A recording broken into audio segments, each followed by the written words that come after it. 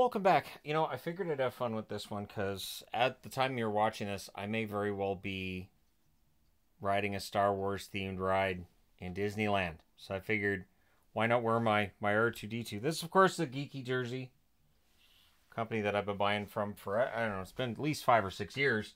And yeah, I like this one. I didn't get the 3PO one because I'm like, it's either R2 or 3PO, and I went with R2. But they still had 3PO ones the last time I looked. Anyways, what we're going to rank now is the number 3 overall draft picks between 2007 and 2022. Now, the drop-off from first and second to third, it's there. There are definitely more star players who are taken first and second overall than beyond.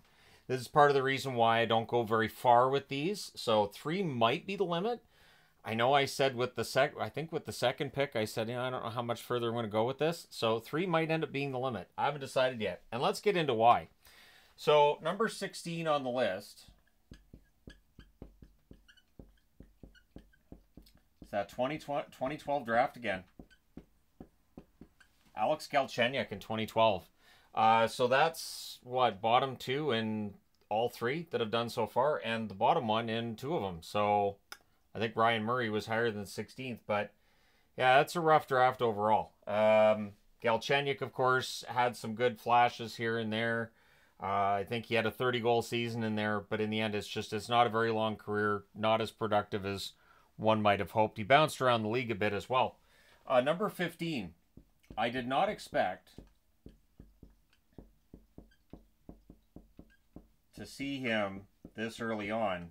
If you'd asked me last summer, if he had said, so Kotkaniemi from 2018, is he due for a breakthrough year? My answer would have been yes. But based on the season he just had in Carolina, which started off okay, but by the end it wasn't very good, I have to drop him to 15th. Just the production is not where you want it to be, and that contract has not aged well for a Carolina team that sees themselves as contenders. The offer sheet to Kotkaniemi was a mistake. That's part of the reason why when that was made, Montreal kind of went, okay, take him. All right, done. They did not match that offer.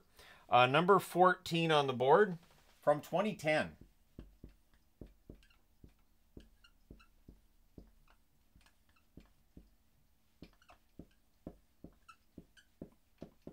Eric Goodbranson.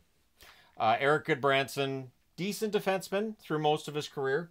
He's got a good contract right now, and I would put Goodbranson ahead Kotkaniemi. I think that's the right call. Again, you guys can let me know your thoughts in the comment section below. Anytime I do a ranking video, it's just for fun. It's just I've always felt like some of the best conversations I've had on the internet have been partly, from these kinds of conversations and these kinds of rankings. And that's why I like to do rankings during the summer, because it's kind of a fun thing to do. But you guys can let me know your thoughts. Number 13 from 2008. What is it with odd numbers? 2008, 2010, 2012, 2018. It's Zach Bogosian. Bogosian I put just ahead of Goodbranson. Very similar careers. Bogosian, of course, has, now is it 2 Stanley Cup rings with Tampa? So I just give Bogosian a little bit of a nod between the two. If you want to put Goodbranson ahead of Bogosian, it's not going to offend me. It's not going to be a problem. You can actually write it on, don't write it. Don't write it on your phone. I'm just kidding. Number 12. At 12th, we finally get an odd-numbered year. And the first player who's officially retired on the list, Kyle Turris. Kyle Turris drafted in 2007, so that's the earliest that's ranked in this draft ranking. And Turris, an excellent career at points. Had his setbacks at points as well. Overall, I thought his career was a success, but he ends up 12th on this board. Again, I don't think that's a terrible number when you consider, number 3 draft pick overall. I think that's pretty solid. But yeah, Turris ends up 12th on the board. Number 11 from 2013. Okay, so now we're into the odd-numbered years, I guess. Jonathan Drouin. Drouin has not lived up to the hype, but he's been good. And this past season in Colorado, he was good. There were points where he bounces around a little bit in terms of which line he's on, and he goes through cold streaks here and there, which is why he's 11th on the board. But Drouin's a productive forward at times, and I think 11th place is the right spot for him, ahead of Turris, Bogosian, Goodbranson. Usually with these rankings, it's not that bad. It's when I do the all-time rankings that people kind of get upset. So how can you have that guy ahead? Because I just do. It's one person's opinion. It's not a big deal. Number 10.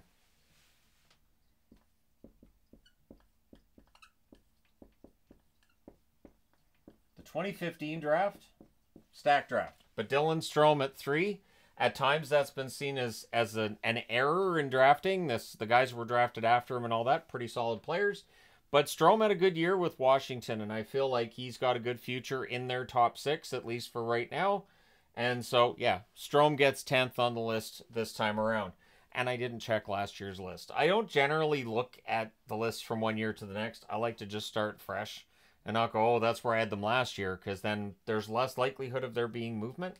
Number 9, the last one in this column, from 2021. This is where it gets kind of sticky. Mason McTavish is an excellent young player. Didn't have a fantastic year for the Anaheim Ducks this past season. He needs to stay healthy. He's a dynamic forward. I don't think we've seen what McTavish can do as of yet, but I think we've seen enough that I feel comfortable putting him 9th on the board. So that'll be a controversial stance is my guess, but then we get to number 8. I'm guessing this will be a little bit controversial as well, because it's the most recent pick on this list, and that's Logan Cooley from 2022. Cooley had a very good year for Arizona. I think Utah is going to be very happy with what they get with Logan Cooley, and I think he's going to have a huge breakout season. His rookie season was good. I think year 2 is going to be way better, and the sky's the limit for Cooley.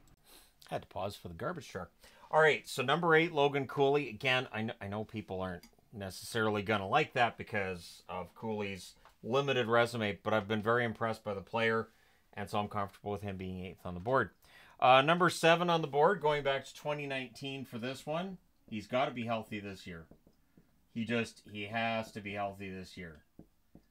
Kirby Dach. If Kirby Dach's healthy, and then you combine with all the other pieces that the Montreal Canadiens have in terms of young players and everything else, they could be in the mix for a playoff spot. Dach is, at this point in time, almost an unknown factor here because of the fact that he's missed so much time. I still think Kirby Dach can be a very good forward. I am still a fan of his game. I really hope he can be healthy this season for Montreal. Number 6 on the board. I'm going to write it the way he wants it written. Going back to 2016. P.L. Dubois. Or, as we've known him for years, Pierre-Luc Dubois. But he wants to go by P.L. Dubois, so that's fine. Dubois had a rough year in L.A. However, if you look at the balance of his career, he's been a pretty good top 6 forward. I'm looking at this past season as an oops. If he has another oops season this year for the Capitals, then we can have a discussion on Dubois next year and see where he drops to on this board. I don't think he'd be 6th next year in the event that that he has another year like the one he just had. But overall, throughout his career, I'm willing to put him 6th. 5th.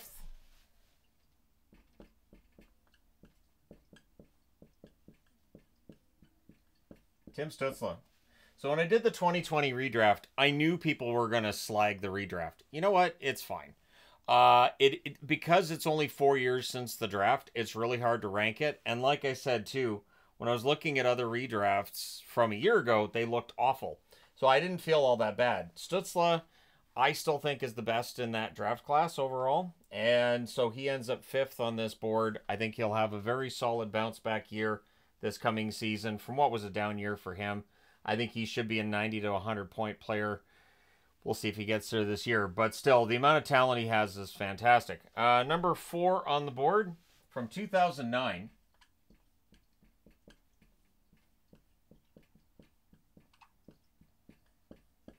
The ups and downs of Matt Duchene are going to make for an interesting career video someday. Matt Duchene can be an excellent top 6 forward, and he can be invisible, sometimes in the same game.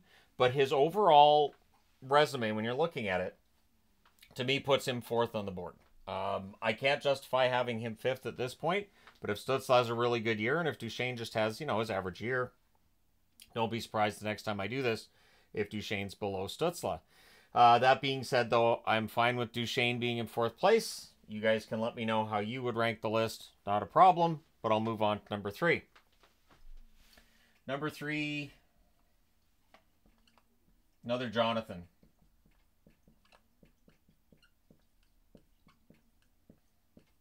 And this is 2013, I do believe, correct?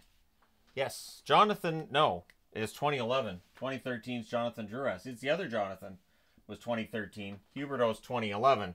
Huberdeau has not had a great run in Calgary, but still, if you look at his entire career to this point, I can't justify having him lower than 3rd. Because again, when I'm ranking them, it's in part like, okay, what are they going to do? What have they done?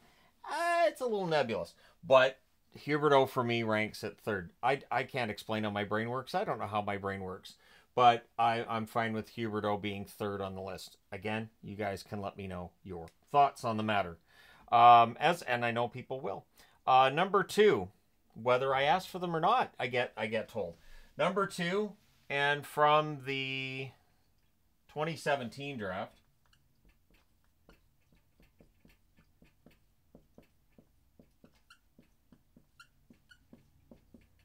Miro Heiskanen in Dallas. Miro Heiskanen and Charlie McAvoy are top defensemen for teams I root for in Dallas and Boston, respectively, whose fans will tell you how underrated they are. Sometimes I agree, sometimes not. I think that Heiskanen's an excellent defenseman. I think his career's been really, really solid so far. There is the opportunity for him to win a Norris at some point in time. But yeah, Heiskanen for me is number 2 on the board. Overall, again, you guys let me know your thoughts, but I think Heiskanen's absolutely fantastic. I might be a little bit distracted because I'm watching a rugby sevens game and young lady just got hurt. Looks like it's her ankle. Number 1. Number 1 isn't close. Like the gap between 1 and 2 on this list is remarkable. Leon Draisaitl, 2014. It has to be Draisaitl, doesn't it? Leon of the Edmonton Oilers is one of the best players in the game. I'll pick that marker up in a bit. I don't know how many things I'm going to drop for these videos that I'm pre-recording for my vacation. You guys want to do a counter, you can. I've dropped, I think, a couple of markers, and I know I've dropped one of the board erasers. But yeah, Draisaitl number 1 on the board. With the Oilers, of course, he and McDavid, the most dangerous 1-2 punch down the middle, I think, of any 1-2 punch in the National Hockey League. And so, yeah, Draisaitl, to me, one of the best forwards, one of the best players in the game. There really wasn't a debate about who was going to be number 1 on this list when I did it. So there you go, ranking the number 3 draft picks from 2007 here to 2022 here. It's an imperfect science, but it's fun to look at. Let me know your thoughts in the comment section below as always. Who would you rank and where? Don't forget to hit like and subscribe in the event you've not done so already. Thank you guys so much for all your support. I will talk to you again soon.